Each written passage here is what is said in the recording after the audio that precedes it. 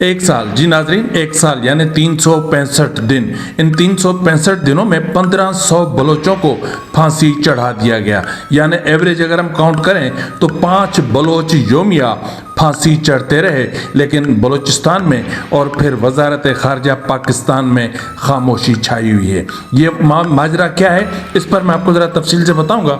और फिर BLA की तरफ से BLF के 2 कर्मचारियों की हलाकत के हवाले से अहम पेशरफ्त सामने आई है। क्या BLA आज़ाद को 2 कर्मचारियों का खून माफ़ कर सकती है? इस हवाले से इस वक्त तक जो ताज़ा तरीन सूरत हाल है वो भी मैं आपको बताऊंगा। और फिर बलूचिस्तान में 4 लापता अफराद की मस्कशुदा लाशें मिली हैं, जबकि 5 फौजी 3 डेथ स्क्वाड के कारिंदों की हलाकत की भी इतलात है। बलूचिस्तान में इस वक्त क्या सूरत हाल है उस पर भी हम तफसील से बात करेंगे। और फिर बात करेंगे बलूचिस्तान में ख़वातीन पर तशद्दुद के 123 संगीन वाक़यात, 65 ख़वातीन कत्ल हो गईं, 12 से ज़ायद हिरासत में ली गईं, 8 को जबरी तौर पर गुमशुदगी का शिकार बनाया गया। औरतें और बच्चे इस वक्त भी सरापा एहतजाज हैं, लेकिन फिर भी आइन, कानून, दीन, अदालतें और जज सब खामोश हैं।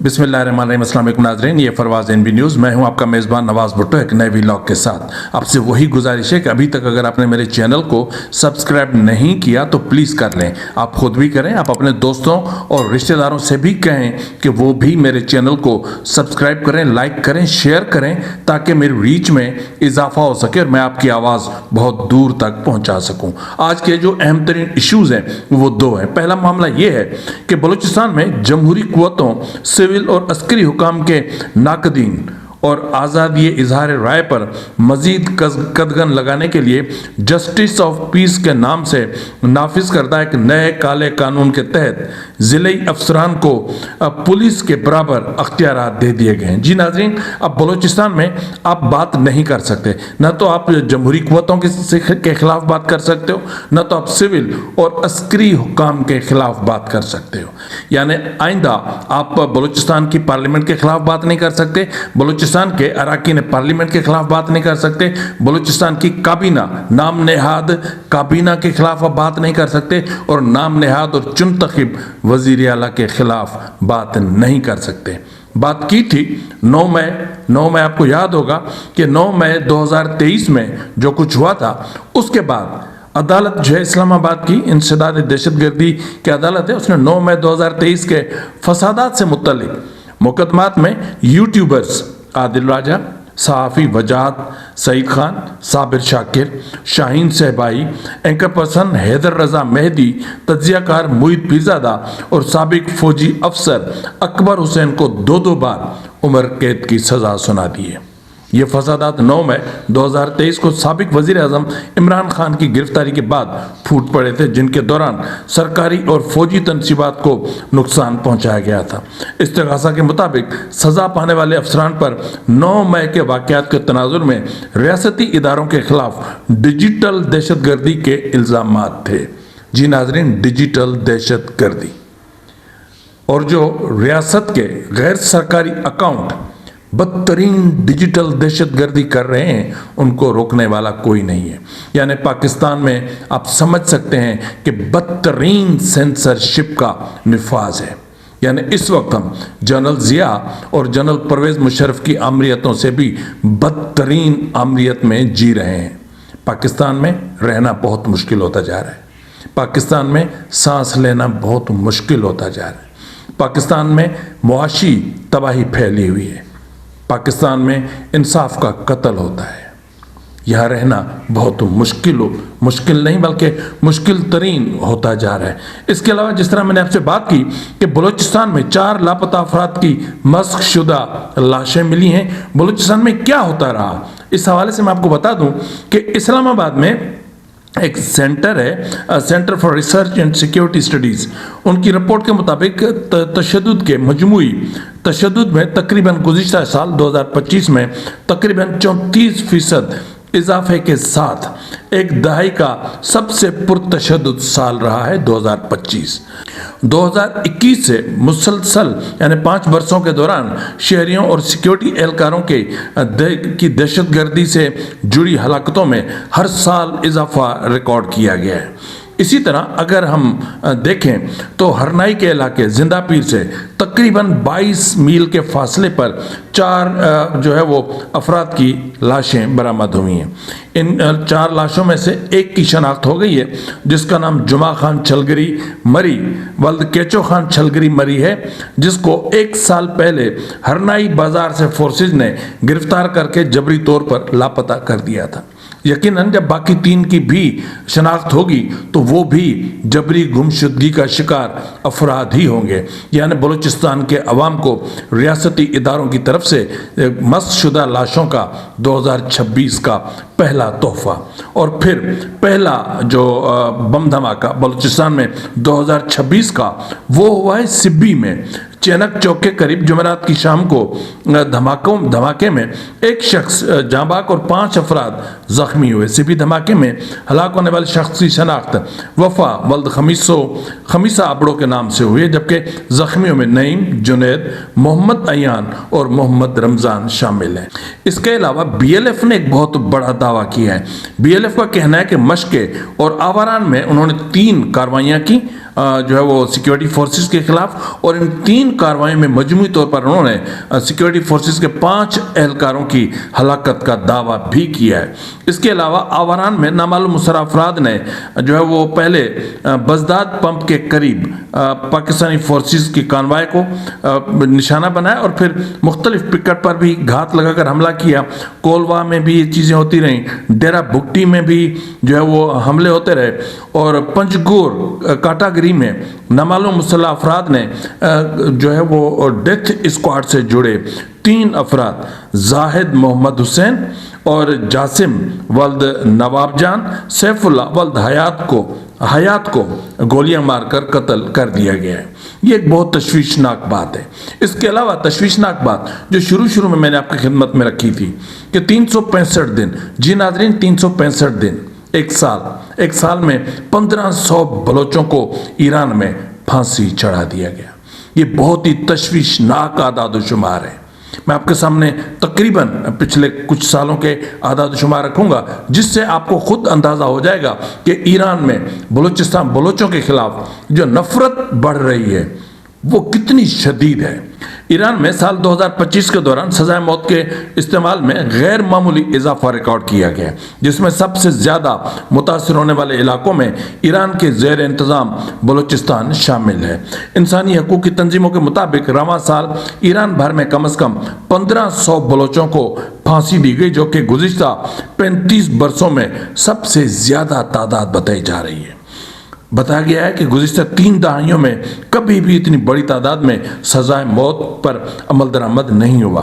ان کے مطابق سزائے موت میں یہ اضافہ ستمبر 2022 میں شروع ہونے والے احتجاجی مظاہروں کے بعد نمایاں طور پر دیکھا جا رہا ہے۔ رپورٹ کے مطابق 2022 میں ایران میں 500 سے زائد افراد کو پھانسی دی گئی۔ 2023 میں یہ تعداد 800 سے تجاوز کر گئی۔ 2024 میں کم از کم 975 افراد کو سزائے موت دی گئی، جبکہ 2025 میں یہ تعداد بڑھ کر 1500 ہو گئی ہے۔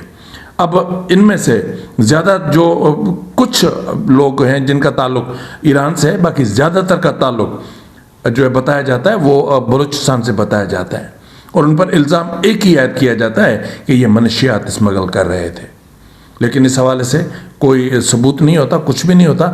اور ایسا بھی میں نے دیکھا ہے کہ ایران کی عدالتوں میں کم سن بلوچ بچوں کو بھی سزائے موت سنا دی گئی ہے، لیکن اس حوالے سے بلوچستان میں کہیں سے بھی کوئی صدائے احتجاج بلند نہیں ہوتی، نہ ہی پاکستان کی وزارت خارجہ کی طرف سے اس حوالے سے کوئی سخت سٹینڈ یا کوئی سخت موقف لیا جاتا ہے کہ بھائی یہ آخر کیوں ہو رہا ہے، نہ ہی ایران کے سامنے کوئی احتجاج کیا جاتا ہے۔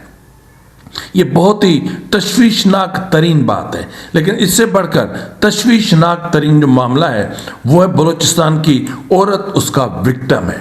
ناظرین، آج میں جو کچھ آپ کے سامنے رکھنے جا رہا ہوں یہ بہت ہی مشکل ہوگا، تلخ ہوگا، لیکن آپ کو برداشت کرنا ہے۔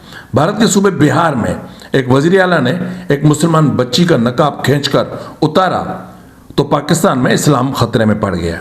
हर मकतबा फ़िक्र से एहतजाज की सदा गूंजने लगी। इंडिया को सर पर उठा लिया गया क्योंकि इस वज़ीर आला ने गलीज़ तरीन हरकत की और उसकी वजारत आला चली गई। लेकिन बलूचिस्तान में सिक्योरिटी फोर्सेस ने बग़ैर किसी FIR, बग़ैर किसी जुर्म, बग़ैर किसी वारंट, बग़ैर किसी सर्च वारंट, बग़ैर किसी अदालती अहकामात के बलोचों के घरों में घुसते हैं, चादर और चार दीवारी का तकद्दुस पामाल करते हैं, औरत की हुर्मत को पामाल करते हुए उन्हें बालों से पकड़कर और गैर कानूनी और गैर आइनी तरीके से हिरासत में लेते हैं, उन्हें पाबंद सलासल करते हैं और फिर उन्हें जबरी गुमशुदगी का शिकार बनाते हैं।